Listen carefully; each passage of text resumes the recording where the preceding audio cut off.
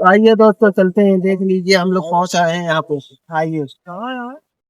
राम नहीं आए, महाराज दशरथ के शरीर का प्राण उनके कंठ में जाके फंस गया।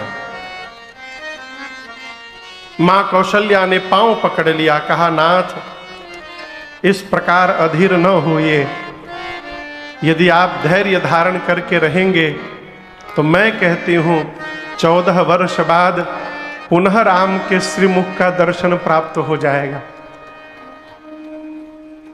महाराज ने कहा कौशल्या आज धैर्य नहीं, आज उस अंधे माता पिता के श्राप की सुधि आ रही है। कौन अंधे माता पिता? यहां दशरथ जी ने उल्लेख किया है, तापस अंध श्राप सुधि आई। कहते हैं वो श्राप मुझे स्मरण में आ रहा है। उन्होंने कहा था कि जिस प्रकार पुत्र के वियोग में हम मर रहे हैं, एक दिन पुत्र के वियोग में दशरथ तुमको भी मरना पड़ेगा। और महाराज कहते हैं हे राम, आपको देखे बिना मैंने बहुत जी लिया। हे लक्ष्मण, हे वैदेही, आपको देखे बिना मैंने बहुत जी लिया। आपको गए 6 रात आज हो गए और मेरा प्राण नहीं गया अब तक। और मानो महाराज प्रायश्चित करने लगे कि 6 रात्रि बीत गए और मेरा प्राण नहीं निकला। अब इससे बड़ा कौन सा कष्ट आएगा कि ये प्राण निकलेगा, शरीर का त्याग करेगा। और उसी क्षण महाराज, उसी रात्रि, उसी समय 6 बार मुख से राम शब्द का उच्चारण करके राम राम कही, राम कही, राम राम कही, राम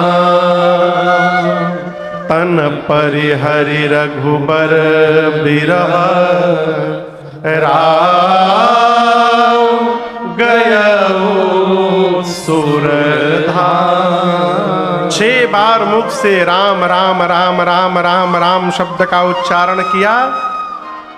और गोस्वामी जी तो कहते हैं जिस प्रकार कोई तिनके का त्याग करे, तिनका समझ रहे हैं ना, यदि हाथ पर तिनका गिर जाए, कहीं से उड़ के आ जाए, तो कोई भी ये नहीं सोचेगा कि इसको हटाए कि रहने दे।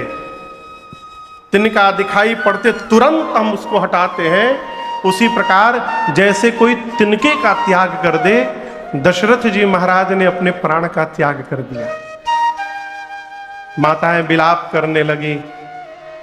गुरुदेव भगवान आए, ज्ञान उपदेश करके।